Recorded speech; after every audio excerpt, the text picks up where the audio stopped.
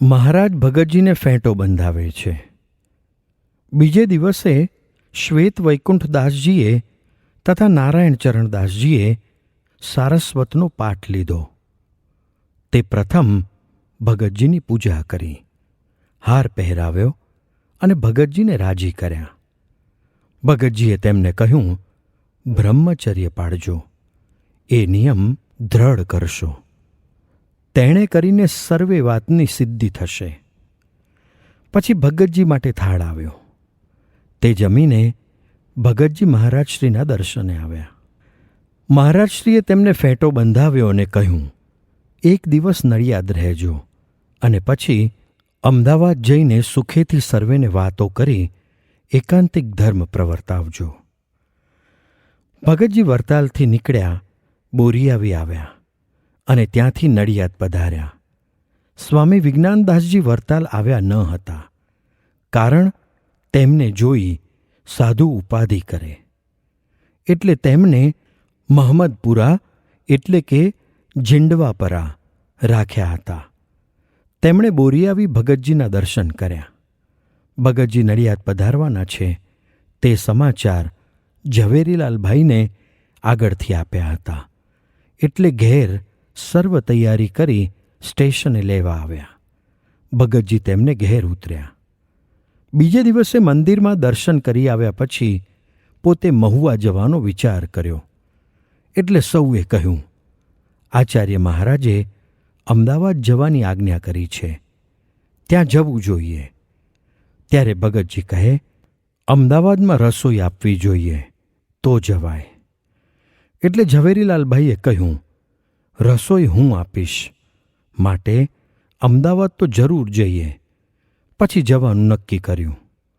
એવામાં મગનલાલ પણ આવ્યા.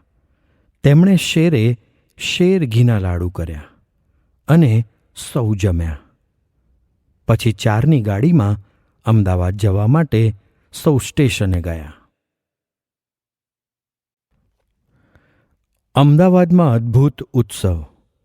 વસોના પટેલ પુરુષોત્તમદાસ રસ્તામાં સામા મળ્યા. તે પણ એમને એમ પહેરે લુગડે જ અમદાવાદ આવવા સ્ટેશને સાથે આવ્યા. પછી સૌ ગાડીમાં બેસી અમદાવાદ આવ્યા. અમદાવાદ સ્ટેશનેથી ઉતરી સૌ મંદિરે આવ્યા. ભગતજી સાથે 15 હરિભક્તો હતા. તે સર્વેએ મંદિરમાં ઠાકોરજીના દર્શન કર્યા. પછી ઝવેરીલાલ આચાર્ય મહારાજ શ્રી પુરુષોત્તમ પ્રસાદજી મહારાજ પાસે ગયા અને ખબર કરી કે ભગતજી મહારાજ અહીં ખાસ રસોઈ દેવા પધાર્યા છે. ત્યારે મહારાજે કહ્યું, અહો, ભગતજી પધાર્યા છે. અગાઉથી ખબર કરી હોત તો સ્ટેશને સામી ગાડી મોકલત. એમ કહી પોતાના ડહેલામાં ઉતારો આપ્યો અને ભગતજી માટે ઢોલિયો, મશરૂના ગાદલા, તકિયા મોકલ્યા અને હરિભક્તો માટે પણ પૂરતી સગવડતા કરી. રાત્રે ઠાકોરજીનો પૂરી દૂધનો થાળ, પ્રસાદીના દળના લાડુ મુકુંદ જીવનદાસજી આપવા આવ્યા. ભગતજી દળના લાડુ જોઈ કહે, આ પાછા લઈ જાઓ. ત્યારે તેમણે કહ્યું, નરનારાયણના આશ્રમમાં દેવ પધાર્યા, તે શું અમારો આશ્રમ સૂનો રાખવો છે? માટે અમારું કંઈક તો અંગીકાર કરો. એમ ઘણો જ આગ્રહ કર્યો. એટલે ભગતજીએ તે રાખ્યા અને પંક્તિ કરી સર્વે જમ્યા. બીજે દિવસે માલપુઆની રસોઈ કરાવી સાધુ બ્રહ્મચારીને જમાડ્યા. રસોઈના ₹110 ઝવેરીલાલભાઈએ આપ્યા. આચાર્ય મહારાજની પૂજા કરી અને ભેટ ધરી તથા તમામ સાધુ બ્રહ્મચારીને ધોતિયા ઓઢાડ્યા. એમ મંદિરમાં પોતે સેવા કરાવી અને કથા વાર્તાથી પણ સૌને આનંદ આપ્યો.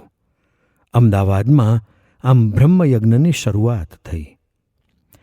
ભગતજી અમદાવાદ પધાર્યા છે તે ખબર ગુજરાતના ગામોમાં પડતાં વડોદરાથી શિવશંકરભાઈ તથા એમના ભાણેજ મણીલાલ બંને આવ્યા અને 2 દિવસ રહ્યા. એવામાં શાસ્ત્રી ધર્મતનય દાસજી તથા વિજ્ઞાનદાસજી અહીં આવ્યા અને ઠાકોરજીના દર્શન કરી ભગતજીના દર્શને આવ્યા. ત્યારે ભગતજી કહે, આ ક્યાંથી? એમ કહીને તેમને સભામાં બેસાડ્યા. એવામાં આરતીનો ડંકો થયો તે સર્વે દર્શને ગયા. આરતી થયા પછી ભગતજી કહે, ચાલો સાધુને પગે લાગવા જઈએ. એમ કહી સર્વને પગે લાગ્યા. પછી વિજ્ઞાનદાસ સ્વામીને મળ્યા અને સુખ આપ્યું.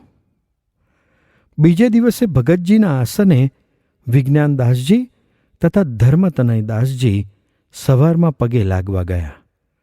ત્યાં ભગતજી પૂજા કરીને વાતો કરતા હતા. પછી ભગતજી તે સર્વેને લઈને સભામાં આવ્યા. અહીં મહારાજ સભામાં બેઠા હતા તથા સર્વે સાધુ બ્રહ્મચારીની સભા થઈ હતી. ભગતજી ત્યાં આવીને પાટ પાસે બિરાજ્યા અને વિજ્ઞાનદાસજીને જોઈને કહ્યું, તમે અહીં શીદ આવો છો? ના કહીએ છીએ છતાં આવો છો. એમ કહીને તેમને કહ્યું, હવે પાછા વરતાલ જજો. ત્યારે મહારાજ તથા મુકુંદ જીવનદાસજી તથા ચિમનલાલ શેઠ સૌએ ભગતજીને કહ્યું, આ સાધુને રાખો અને આવા નિર્માની અને નૈષ્ટિક વ્રતવાળા સાધુ ક્યાંથી મળે?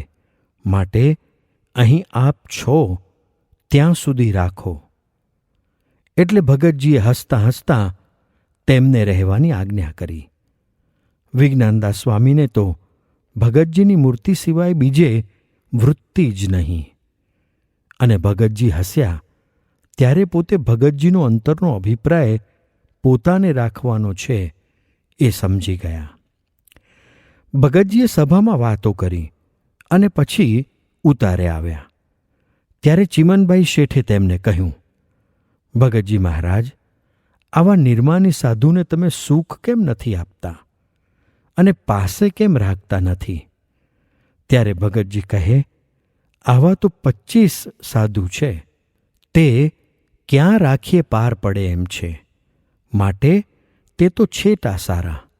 એમ કહી સુખ આપ્યું.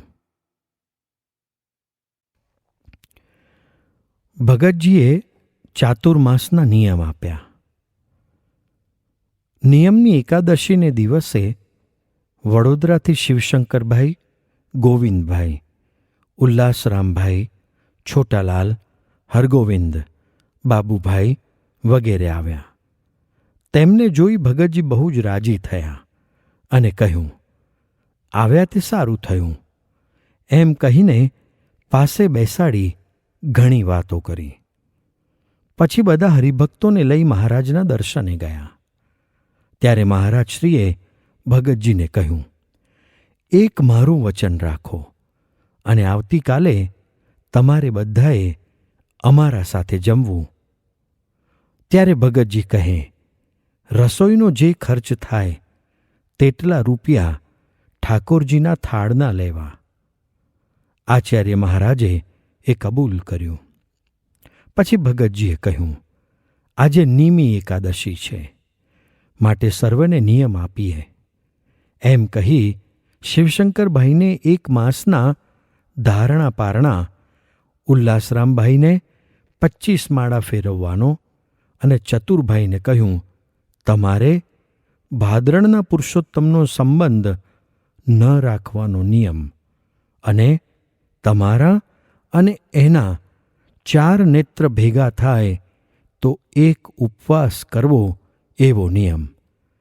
જેઠાલાલને કહ્યું, તમારે ગોવિંદદાસની જાયગામાં ન જવાનો નિયમ. ગોવિંદભાઈને 10 માળા ફેરવવાનો નિયમ. એમ સર્વને નિયમ આપ્યા. પછી જેઠાલાલ તથા ચુનીલાલે ભગતજીને હાથ જોડી કહ્યું, આવતીકાલે થાળના રૂપિયામાં અમારા 10-10 રૂપિયા લેવા કૃપા કરો. ત્યારે ભગતજીએ જેઠાલાલને કહ્યું, તમે ગોવિંદદાસની જાયગામાં ન જાઓ અને તેવા સમ ખાઈને મહારાજને પગે હાથ મૂકો તો થાળના રૂપિયા લઈશું. જેઠાલાલે તે પ્રમાણે કબૂલ કર્યું. એટલે તેમના થાળના રૂપિયા લેવાનો ઠરાવ કર્યો. એક દિવસ ગોવિંદદાસનો ચેલો અક્ષર પુરુષદાસજી ભગતજીને મળવા તેમના ઉતારે આવ્યો. ત્યારે ભગતજીએ તેમને પૂછ્યું, તમારી જોડ ક્યાં છે? ત્યારે તે કહે, જોડ તો ભગવાનની. એટલે ભગતજીએ સિંહ ગર્જના કરી કહ્યું, શ્રીજી મહારાજની આજ્ઞા બહાર વર્તો છો, માટે અમારે ત્યાંથી ચાલ્યા જાઓ. એમ કહી તુરત વિદાય કર્યા. અષાઢવદી એકાદશીને દિવસે સવારે ભગતજીએ વાત કરવા માંડી. તેથી સાધુ, આચાર્ય મહારાજ, કૃષ્ણ સ્વરૂપદાસજી, દરબાર મોડજીભાઈ, ઈશ્વરલાલ તથા વકીલ સોમેશ્વરભાઈ તથા આજુબાજુના ગામડાના હરિભક્તો સભામાં બેઠા હતા. તે સર્વેને ઘણો જ સમાસ થયો. પછી આરતી થઈ એટલે ઠાકોરજીના દર્શન ચારે ઠેકાણે કર્યા અને મૂર્તિના 4 કીર્તનો બોલાવ્યા. ત્યાંથી છત્રીએ આવી મહારાજના ઉતારે ગયા. ત્યાંથી કુઠારમાં ગયા અને ઠાકોરજીના થાળનું કીર્તન નેણા ભરીને જોયા રે હરી જમતા એ બોલાવ્યું અને પછી સાધુના ઘણા ઘણા વખાણ કર્યા અને કહ્યું, તમને તો મહારાજની પ્રસાદીના નરનારાયણ દેવ તથા રાધા લક્ષ્મીની સેવા મળી છે. પછી કૃષ્ણ સ્વરૂપદાસજીના આસને પધાર્યા. કૃષ્ણ સ્વરૂપદાસ શાસ્ત્રી. કૃષ્ણ સ્વરૂપદાસજી બ્રાહ્મણીય સાધુ હતા અને ગોપાળાનંદ સ્વામીના શિષ્ય નિર્ગુણદાસ સ્વામીની સાથેના હતા. પોતે શાસ્ત્રી હતા અને શંકરાચાર્યને શાસ્ત્રાર્થમાં તેમણે હરાવ્યા હતા. લગભગ 90 થી 92 વર્ષની અવસ્થા અને જ્ઞાનના ભંડાર રૂપ આ સમર્થ શાસ્ત્રીને શાસ્ત્રી યજ્ઞપુરુષદાસજીનો યોગ થયો. 28 વર્ષના યજ્ઞપુરુષદાસજીએ આ શાસ્ત્રીને બ્રહ્મવિદ્યાનું હાર્દ બતાવી દીધું અને આજે સર્વ પ્રકારે મહારાજ ભગતજી દ્વારા પ્રગટ છે. માટે એમનો જોગ કલ્યાણને માટે કરવો એમ સમજાવી દીધું. ત્યારથી જ કૃષ્ણ સ્વરૂપદાસજીને ભગતજીનો ગુણ આવ્યો હતો. જ્યારે જ્યારે કોઈ વરતાલના સાધુ અમદાવાદ આવે અને પાછા વરતાલ જાય ત્યારે કૃષ્ણ સ્વરૂપદાસજી તેમને કહેતા, શાસ્ત્રી યજ્ઞપુરુષદાસજીને મારા 5 દંડવત કરી જય સ્વામિનારાયણ કહેશો. ખરેખર ગુણાહ પૂજાસ્થાનમ ગુણીષુ ન ચ લિંગમ ન ચ વયઃ. ઉપાસના તો તમે જ દ્રઢ કરાવો છો. ભગતજીએ તેમને આસને જઈ રાજભોગ સુધી વાતો કરી, વચનામૃત વંચાવ્યા અને એકાંતિક ધર્મનું બહુ જ નિરૂપણ કર્યું. તે સાંભળી કૃષ્ણ સ્વરૂપદાસજી બોલ્યા, અહો ભગતજી, પ્રથમ તો મને તમારા ઉપર અભાવ હતો, પરંતુ શાસ્ત્રી યજ્ઞપુરુષદાસજીનો યોગ થયો ત્યારે જાણ્યું કે તમે તો એકાંતિક સત્પુરુષ છો. પણ આજે તમારી આ અદ્ભુત બ્રહ્મ આજ્ઞાની વાતોથી સાક્ષાત નિશ્ચય થયો કે તમે તો સર્વોપરી પરમ એકાંતિક સત્પુરુષ છો. શાસ્ત્રી યજ્ઞપુરુષદાસજી જો ન મળ્યા હોત તો મને પણ બીજા લોકોની પેઠે એમ લાગતું હતું કે તમે ઉપાસના ફેરવો છો. પણ હવે પ્રતીતિ થઈ કે ઉપાસના તો તમે જ દ્રઢ કરાવો છો.